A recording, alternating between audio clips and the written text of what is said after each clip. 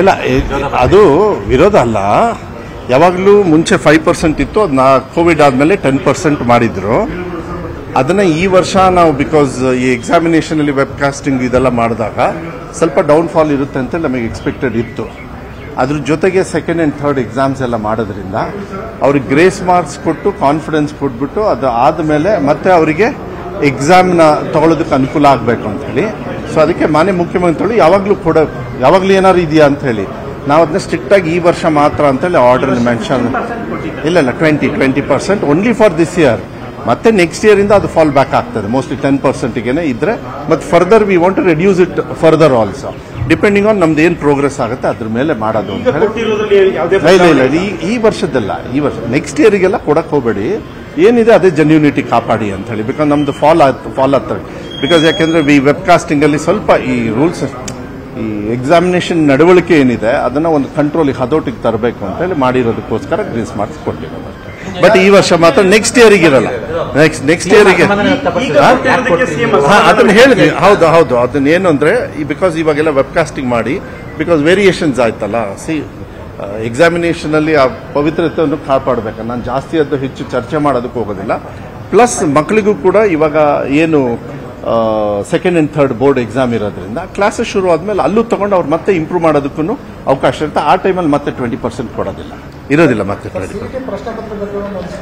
ಇಲ್ಲ ಅದನ್ನೆಲ್ಲ ಹೈಯರ್ ಅಲ್ಲ, ನಾನಲ್ಲ, ಹೈಯರ್ ಎಜುಕೇಶನ್ ಇವರು ಅವ್ರು ಏನು ತೀರ್ಮಾನ ತಗೊಳ್ತಾರೋ ಅವ್ರಿಗೆ ಗೊತ್ತಾಗ್ತದೆ. ನಾನು ಹೆಚ್ಚು ಇನ್ವಾಲ್ವ್ಮೆಂಟ್ ನಾನು ಮಾಡೋದಿಲ್ಲ. ನಾನು ಅಪ್ ಟು 12th ಸ್ಟ್ಯಾಂಡರ್ಡ್ ವರ್ಗು ಇರೋದ್ರಿಂದ ನಮ್ದು ಲೆವೆಲ್ ನಾವು ಮಾಡ್ತೀವಿ.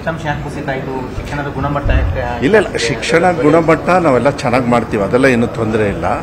ಈ ಪರೀಕ್ಷಾ ನಡವಳಿಕೆಗಳನ್ನ ನಾನು ಹೆಚ್ಚು ಚರ್ಚೆ ಮಾಡೋದಕ್ಕೂ ಹೋಗೋದಿಲ್ಲ. ಒಂದು ಹಂತಕ್ಕೆ ತರಬೇಕಾಗಿತ್ತು, ಒಂದು ಹಂತಕ್ಕೆ ತಂದು ಒಳ್ಳೇದಾಗ್ತದೆ, ಮಕ್ಕಳಿಗೆ ಒಳ್ಳೆ ಆಗೋದ್ ರೀತಿಯಲ್ಲೇ ನಾವು ತಗೊಂಡು ಹೋಗ್ತೀವಿ.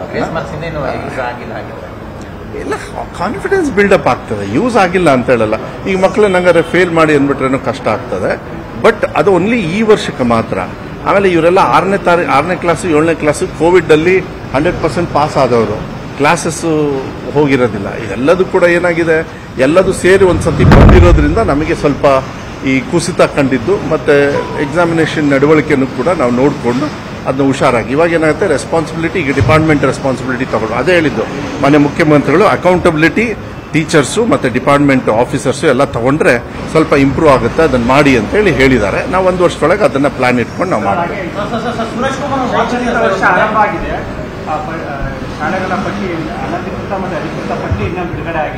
ಇಲ್ಲ ಅದೆಲ್ಲ ಫೈನಲ್ ಆಗಿ ಈಗ ಆಗಿದೆ.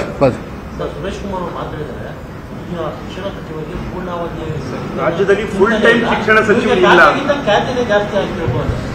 ಖಾತೆಗಿಂತ ಯಾರು ಹೇಳಿದ್ದು?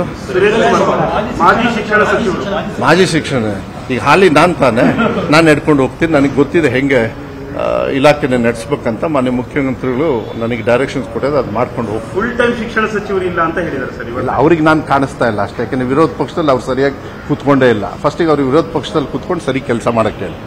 ಕನ್ನಡಿಗರ ನೆಚ್ಚಿನ ನ್ಯೂಸ್ 18 ಕನ್ನಡ ಈಗ ವಾಟ್ಸ್ಆಪ್ನಲ್ಲೂ ಲಭ್ಯ.